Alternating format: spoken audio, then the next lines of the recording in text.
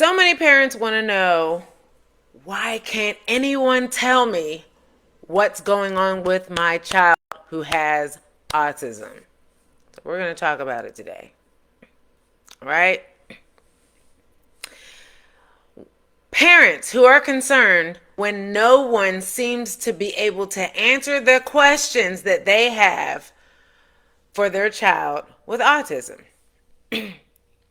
So as you know, I'm in these parent groups, and these parents, you would think that the purpose for these many of these parents for being in these autism parent groups is for support, for camaraderie, for just to be in a group setting where other people get it.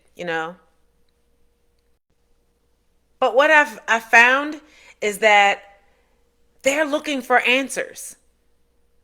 And the reason why they're looking for answers is because they can't find anyone to tell them what's going on with their child. So many of the posts are like, what is this? What do I do with this? Has any other parents dealt with this? I can't tell you how many posts. People will post pictures of their kids with their kids' shirts up with a rash on their belly, and they'll say, does anybody know what this is? And I'm thinking, why don't they just take their kid to the pediatrician?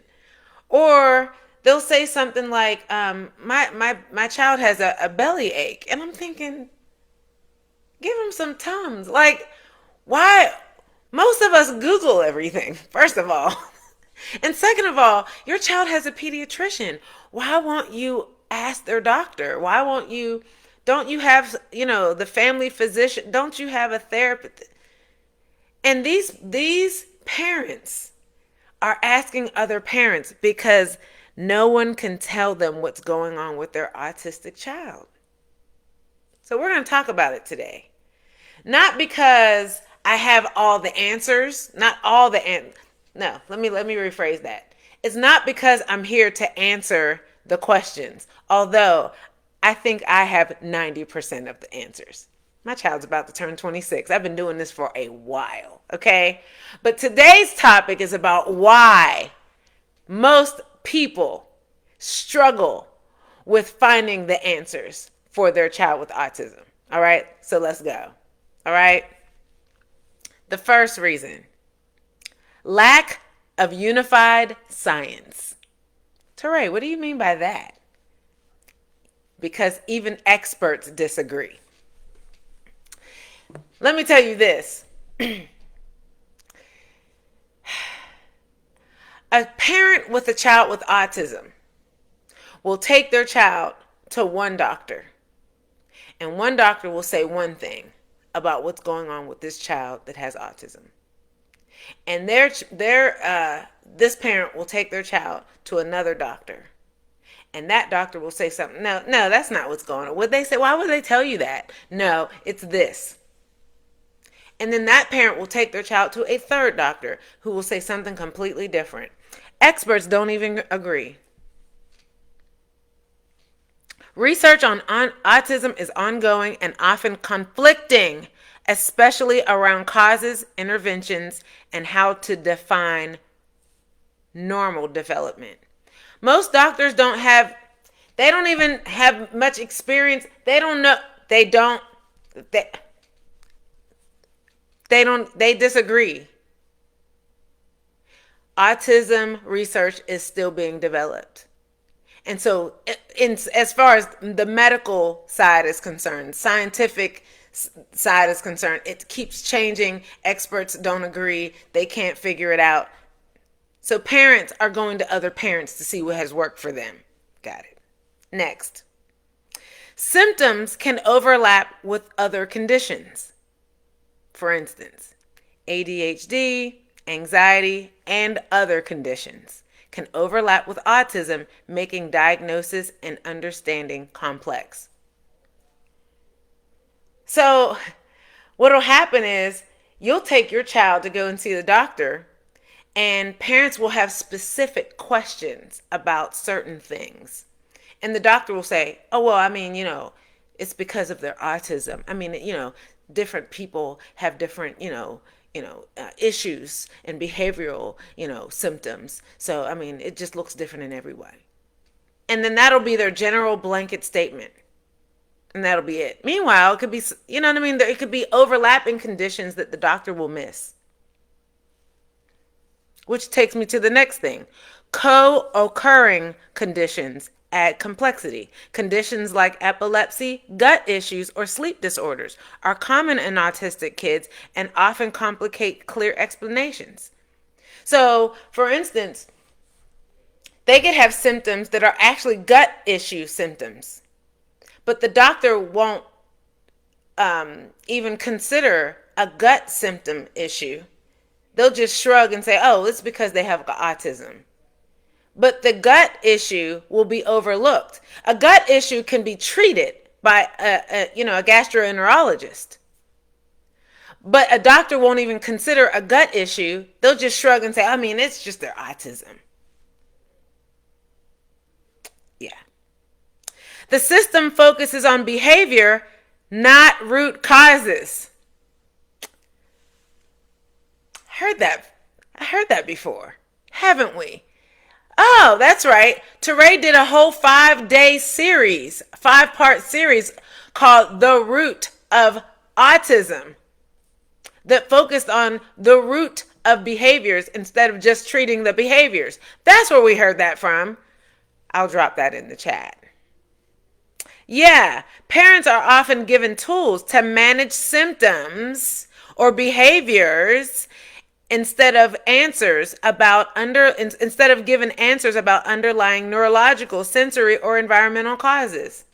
I don't even need to go into that. Go watch my 5-part series because I talked about that and I broke that down in detail. Yeah. Why else can't anyone tell me what's going on with my autistic child? Because chemical environmental factors are often overlooked. We heard that before. Also, as part of my 5-part series. Yeah, the role of toxins, diet, and environment in neurodevelopment is emerging science that many practitioners don't yet incorporate. Oh, but Teray does, because that's the catalyst of what changed in my son's behavior. Whenever I eliminated toxins, then his behavior changed, because that was the root. Yeah, I'm gonna drop that in the chat for you in case you missed that.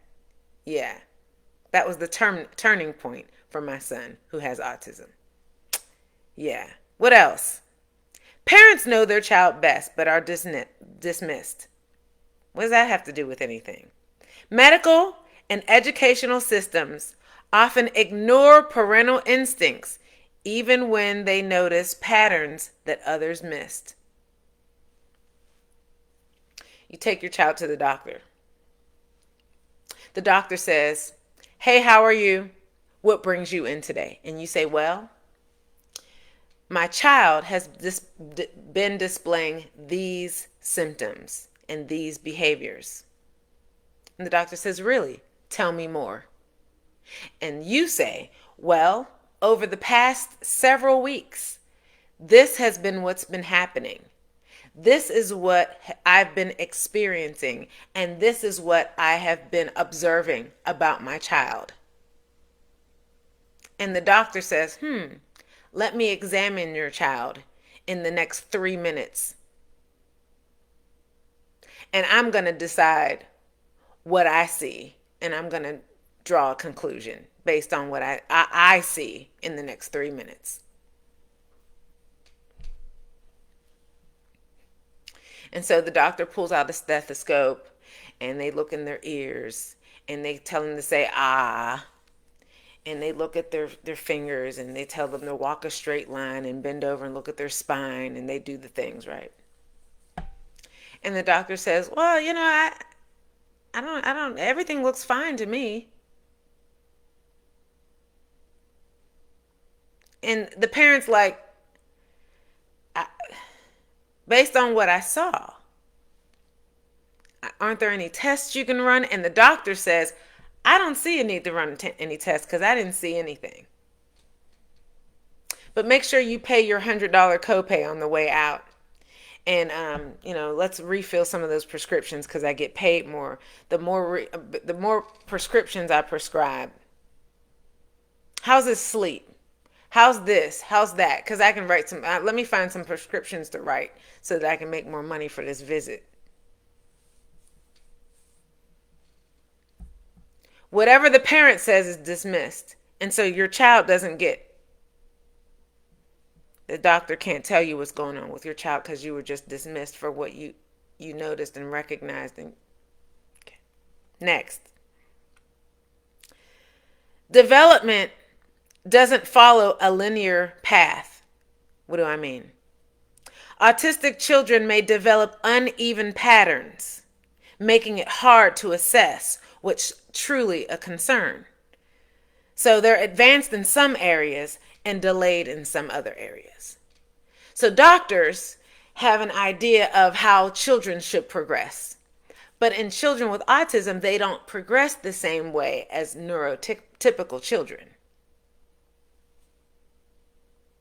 So a doctor will decide your child is either a slow in development, or they're not, or because it doesn't look like what they learned in medical school or in the books that they read in medical school. They don't know really how to, this doesn't fit their, so oh, well, he has autism, so. Okay. Mental health often goes unrecognized. So what happens is your child may have a mental health aspect of that has nothing to do with autism. So they may have autism, but there also may be a mental health component, like anxiety, depression, and trauma.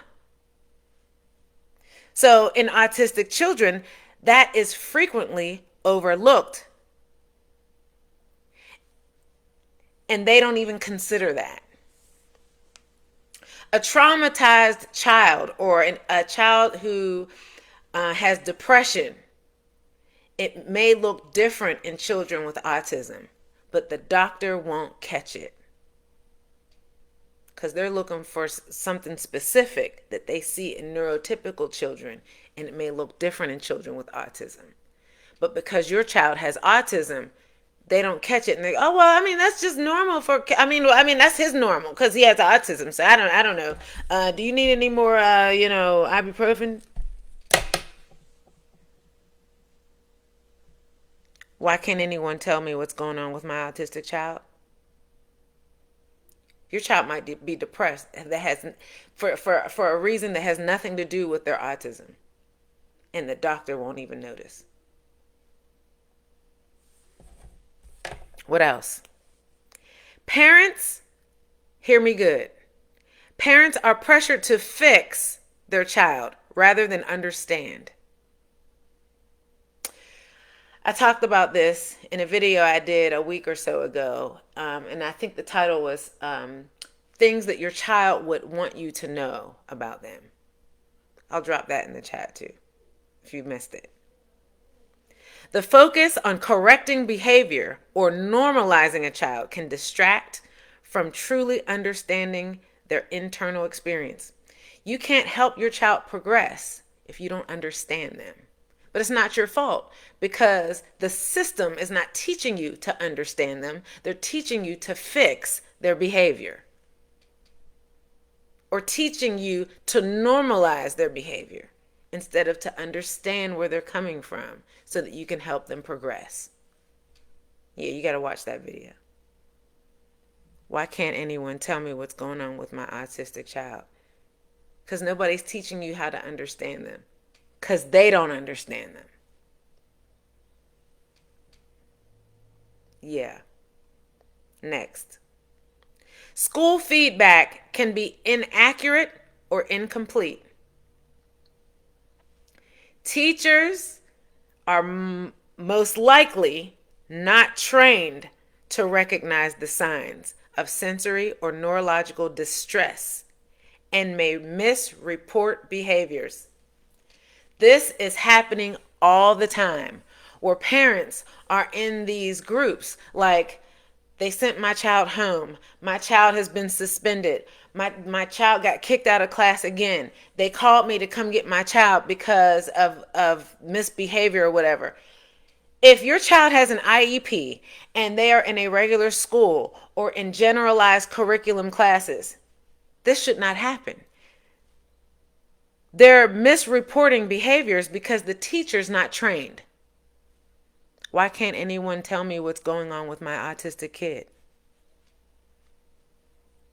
Yeah, because that. Lastly, and this is the whole reason why no one can tell you what's going on. Most professionals aren't trained. Let me put it another way. Because they don't know. They don't know. Who doesn't know? The doctors don't know. The so-called behavioral professionals don't know. The schools don't know. Nobody knows. And when the parents are reaching out for help, they're reaching out to other parents. They're looking for someone who knows. Why can't anyone tell me what's going on with my autistic? Because nobody, pediatricians, therapists, and educators may lack specialized knowledge, which limits how well they can explain what's going on.